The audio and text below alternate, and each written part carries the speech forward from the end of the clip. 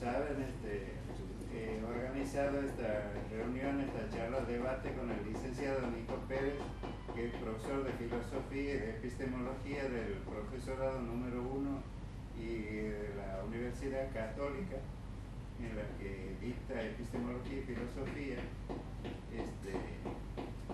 Y lo he querido traer porque considero que va a ser de mucha importancia y interés para los alumnos del profesorado y en general para todos los que les gusta la ciencia, porque el profesor Nico Pérez tiene una corriente de pensamiento cientificista que trata de incorporar a la filosofía las ciencias naturales.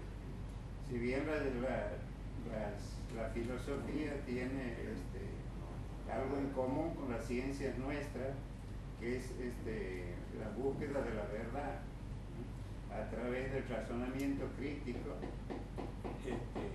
cosa que también lo caracteriza el pensamiento del profesor, del licenciado Pérez, que es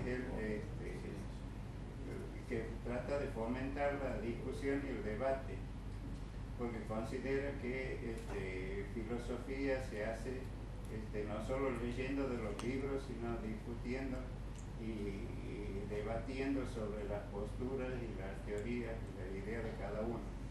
Así que le sugiero que aprovechen lo más posible la charla, preguntándole y realizando todas las preguntas que ustedes consideren sobre los temas que vamos a desarrollar,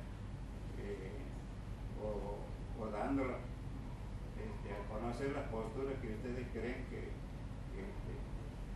son correctas o que tienen ideas que han leído. Así que lo dejo con Nico para que continúe con esto. Muchas gracias, Gustavo. Bueno, muchas gracias a ustedes por asistir. Muchas gracias por llegar de este lugar para escuchar un poco de filosofía. Vamos a hacer una introducción que tiene que ver con una especie de pasaje, digamos, que se da en la historia de la ciencia de un tipo de pensamiento a otro tipo de pensamiento. La filosofía siempre busca estar en esos problemas que tienen que ver con los cambios que se dan en las ideas metafísicas que cada época puede albergar. El tema central sería algunos científicos que en su búsqueda de la verdad, en su búsqueda del método científico, han propuesto ciertas hipótesis con una característica rara, que es que estos científicos no creían en sus hipótesis.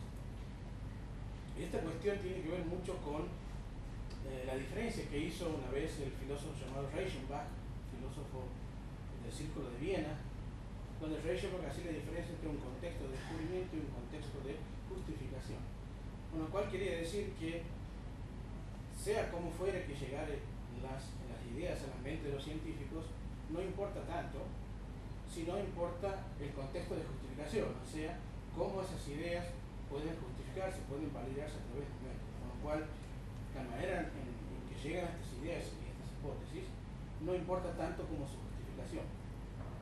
Incluso a tal punto puede ser que estas hipótesis no sean creídas por los mismos científicos que están proponiendo justamente estas hipótesis, con lo cual parece raro, pero no es tan raro, es muy frecuente en la ciencia que las hipótesis se planteen de un modo heurístico. Sin embargo, antes de ir al tema de las hipótesis, me gustaría hacer una introducción. Aquí tienen ustedes la figura de Platón, o lo que creemos que era Platón según el que esculpió, digamos, el busto. No es muy distinto a Aristóteles o a Sócrates, digamos. Pero supongamos que sea Platón. ¿Por qué la figura de Platón? Bien, si el tema, digamos, principal del día de hoy es la ciencia, uno lo asociaría más bien a Aristóteles, ya que Aristóteles fue el principal autoridad en ciencia durante toda la antigüedad y la Edad Media. Sin embargo, voy a rescatar la figura de Platón, porque creo que Platón fue el verdadero creador de la ciencia que va a aparecer en la modernidad. La ciencia que va a aparecer en la modernidad, según mi opinión, es la verdadera ciencia. Lo que está atrás es una teoría sobre la naturaleza que a todas luces es falsa, como la teoría de Aristóteles, y que sin embargo, rescatando a Platón, es que llegamos a la ciencia verdadera. Me voy a explicar. Si tendría que tomar dos puntos que tengan que ver con la aparición de la verdadera ciencia en la modernidad y con respecto al antiguo modo de ver los problemas de la naturaleza, tocaría dos puntos que son, a mi entender, los más importantes. Uno, las matemáticas, o sea, la matematización de la naturaleza. Y el segundo punto, la simplificación. Con esos dos puntos nosotros vamos a ver que se comenzó a sembrar el terreno de la ciencia en la edad moderna. Y sin embargo, estos dos puntos, la matematización y la simplificación, están presentes en Platón y no en Aristóteles. O sea, el olvido de Aristóteles y el retorno a Platón es lo que hace surgir la ciencia en la etapa moderna. Por ejemplo, si tomamos una figura señera, una figura quizás la más importante del comienzo de la filosofía, de la ciencia, es Galileo Galilei, el italiano. El italiano era platónico. Galileo Galilei era platónico. Y como era platónico, una de las cosas que Platón siempre desarrolló, y una de las cosas que Platón siempre le dio mucha importancia fue a las matemáticas. Es más, en la inscripción de la Academia de Platón decía: no entre aquí quien no sepa geometría. Con lo cual, muchos filósofos antiguos no podrían ni siquiera entrar hoy en día a la filosofía de Platón, a la Academia de Platón. Entonces, Platón le da mucha importancia a la matemática.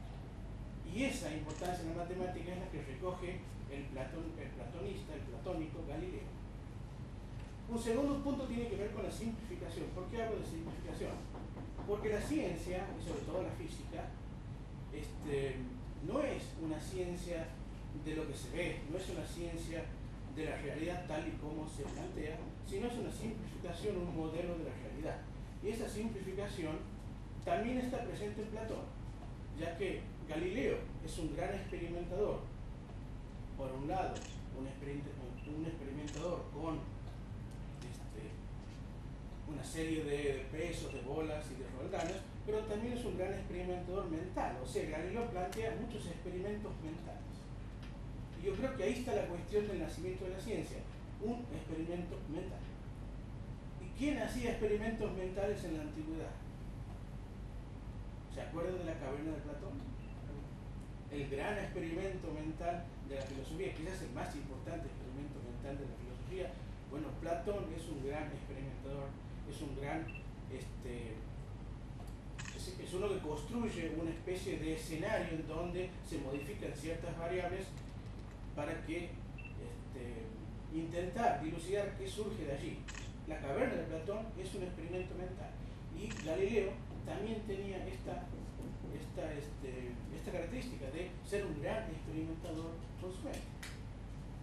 Por lo tanto, de Platón tomamos la simplificación y el experimento mental más las matemáticas.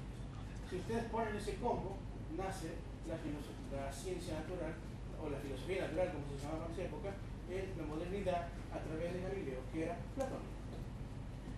Con lo cual, el pasaje de Aristóteles a Platón creo que da la principal puntapié hacia que la ciencia empiece a surgir. Pero veamos un poquito la filosofía de Aristóteles en su libro Física. El libro de Física de Aristóteles es un libro de filosofía, no es un libro de ciencia, aunque se llame Física.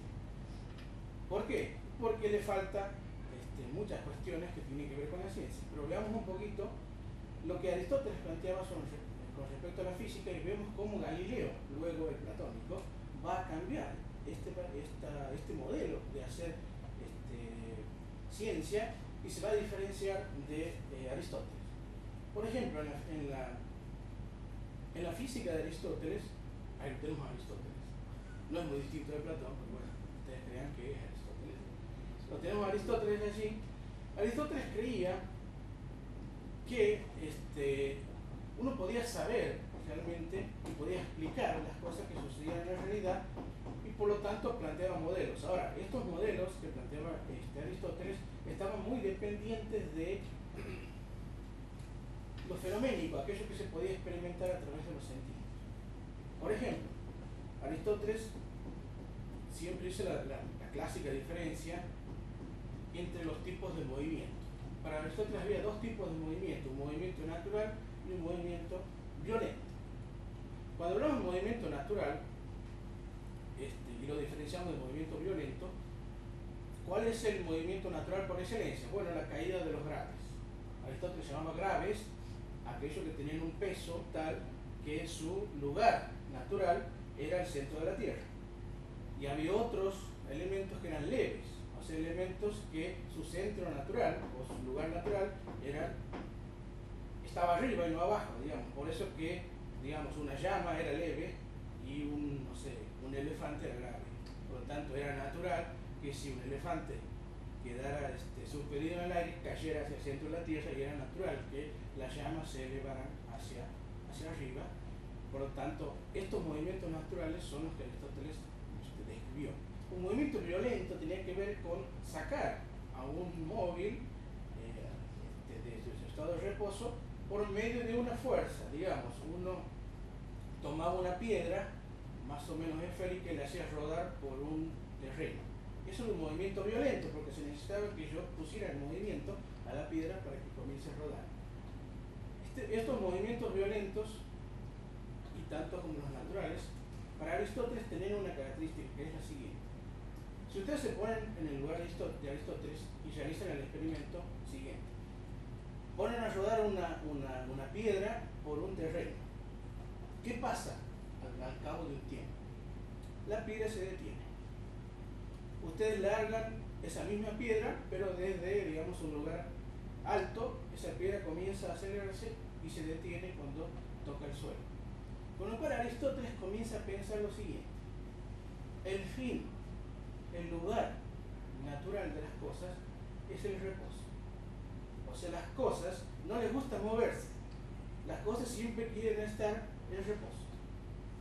Por eso que la piedra se acelera cada vez que cae libre, porque quiere estar en reposo lo más rápido posible. Y del mismo modo, cuando uno lanza una piedra o un objeto por el aire, en un momento se cae y se queda en reposo. Entonces, para Aristóteles surge la idea de que lo natural es el reposo, es algo que no se mueve. El movimiento es violento, el movimiento es algo que uno debe sacarlo, digamos, del reposo para ponerlo en movimiento, pero inmediatamente esa cosa en movimiento va a tender a estar en reposo. Esa es una cosa que quiero que se quede bien claro, porque esto es lo que va a cambiar. El lugar natural para Aristóteles era el reposo. Las cosas quieren estar siempre en reposo.